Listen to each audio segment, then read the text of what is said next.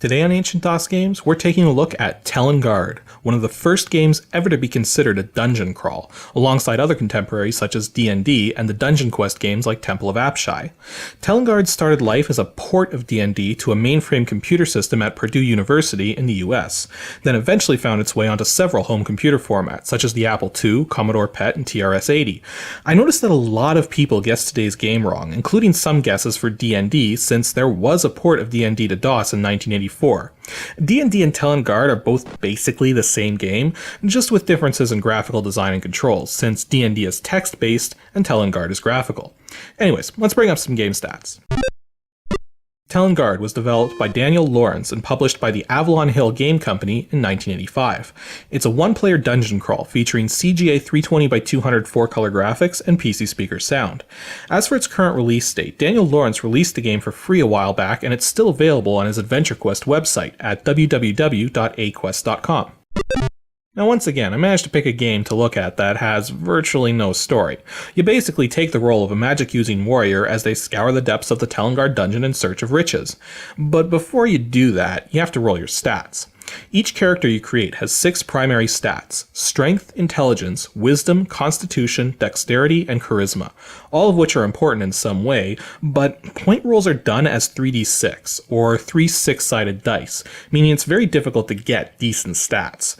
Most rolling systems nowadays allow for at least 4d6 rolls, where the smallest value rolled would be taken away to help speed up the process of getting good rolls. This wouldn't be so bad, except that Telengard is extraordinarily difficult. Dying within the first minute of gameplay is very common, and it takes quite a bit of luck to even get yourself up to a point where it becomes relatively safe to start exploring. But even then, the specter of death is always going to be right around the corner. So the very first thing you need to do in this game is roll the specific kind of stats you're looking for. Since you're playing a magic-using character, no matter what, a high intelligence rating is important so that your spells work properly. Beyond that, it really depends on how you want to play your character. High strength will allow you to hit your enemies more often and for more damage. High wisdom will strengthen your healing spells and spells which work specifically against the undead. High constitution will give you more health. High dexterity will allow you to escape combat and traps more easily, and high charisma raises the chance of certain kinds of enemies liking you and giving you stuff like equipment and health restorations. That brings us to the enemies, and there's a grand total of 20 different kinds you're going to encounter, 7 of which are considered undead. Many of the different kinds of enemies you face each have their own special things going, such as being able to steal your equipment, paralyze you with their attacks, or use special attacks such as the dragon's ability to breathe fire. If you're lucky and an enemy likes you, you'll know it right away. Same with if they're going to steal something and run off. Otherwise, be prepared to fight to the death or run like crazy. Enemies also have experience levels just like you do.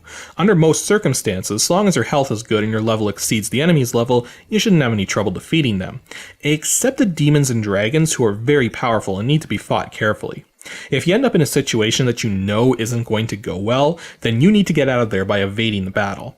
When you do this, an ampersand will travel down the right side of the screen, letting you know that the enemy you evaded is still following you and you've got to keep moving or risk fighting it again.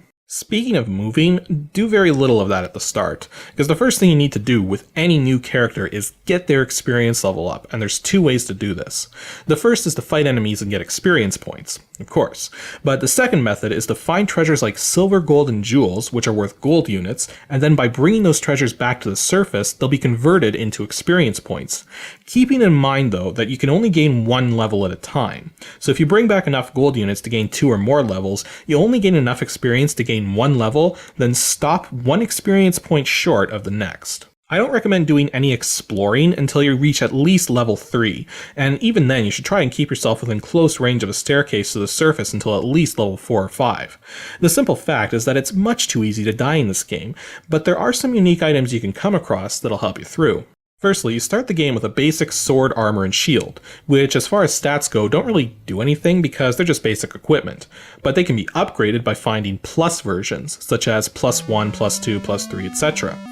The game though makes it possible to downgrade, such as if you have a +5 sword but then accidentally pick up a +2 sword, then you'll end up with a +2 sword and a newfound hate for yourself or the game. The equipment you can find includes stronger swords which do more damage, armor which reduces the chance of getting hit, shields which also reduce the chance of being hit but also help to buffer away special attacks, elven cloaks which make it possible to skip encounters if you want to, elven boots which reduce the amount of encounters you have and also directly affect enemy accuracy, rings of regeneration which restore your health with every step, and rings of protection which directly reduce the amount of damage you suffer. There are also 3 very special items you can stock up on: Scrolls of Rescue, Potions of Healing, and Potions of Strength, activated with the F1, F2, and F3 keys respectively.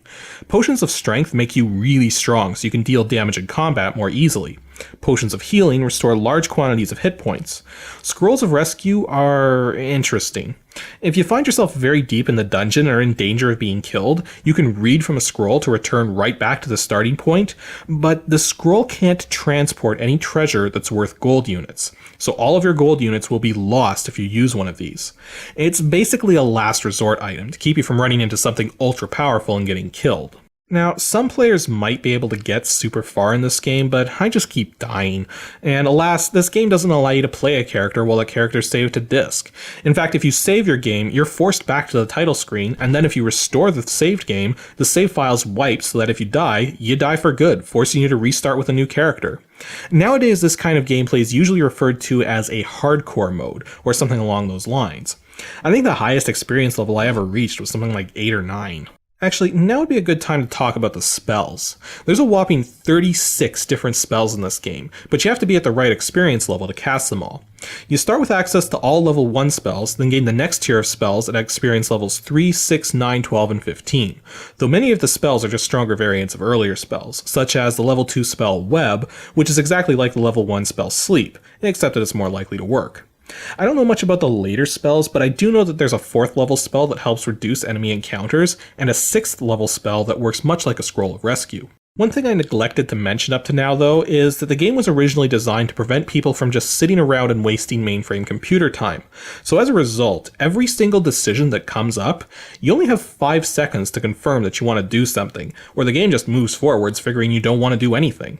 This qualifies for every single choice you make in this game, so you have to learn to make quick decisions if you're going to survive. Some versions of this game allowed you to enter your name as demo, which would turn off this 5-second timer, but this doesn't work in the DOS version. In fact, neither does entering SV at the start of your name, which in some versions would allow you to restore a game without the save file being erased. The last thing I want to mention is that even though the game seems incredibly random, there are certain encounters you can guarantee will happen every time when you find them, such as the staircases, but this also includes pitfalls which you can fall down, teleportals which take you elsewhere on the map, grey misty cubes which allow you to warp to any dungeon level you want, thrones which can be a great source of wealth and power but can also result in a powerful monster encounter or stat losses, elevators which move you up a dungeon floor, altars you have to donate money at or be forced into combat, fountains which can have numerous effects, with some restoring your spell units and others completely erasing your inventory, and small boxes with buttons, which, well, deserves an explanation. The small boxes with buttons are basically a source of unlimited wealth, but only if you're patient and have the health to deal with them. Every time you find one, it will have a 4-button password which you have to guess. Each time you press the wrong button in sequence, you take 1 or 2 hit points of damage. So long as you know what you're doing, the absolute worst case scenario is it'll take 16 tries to open the thing and you'll suffer 24 points of damage along the way, not counting any other encounters which crop up during this period. Best case scenario, you get it on the first try. Once you open one of these, the password changes, but until then it stays the same, so one way or another, persistence will get it open, and will get you a large amount of gold units. There happens to be one of these just a bit north of the starting location, so taking advantage of this is a great way to get yourself going with a new character. Yeah, that's pretty much what Telengard comes down to. It's one of the first dungeon crawls ever created and set a lot of standards for games to follow. If you like dungeon crawls, you should definitely take a look at this game, but because of its incredibly high level of difficulty, it's not going to be for everyone. And as far as the DOSBox configuration is concerned, yeah, just set cycles to auto and you're good. This will make a few of the messages go by super fast, but none of them are really important, so there's no reason to slow them down. Anywho, that's all for this episode of Ancient DOS Games. Next time on episode 55, we're going to take a look at a 3D DOS game where, upon its initial release, it supported both 640 by 480 and 1024 by 768 Super VGA graphics, but not 800 by 600 for some odd reason. Now, if you think you know what game it is, then send your guess to ADG at pixelships.com and tune in next Saturday as we check out this awesome action-packed game.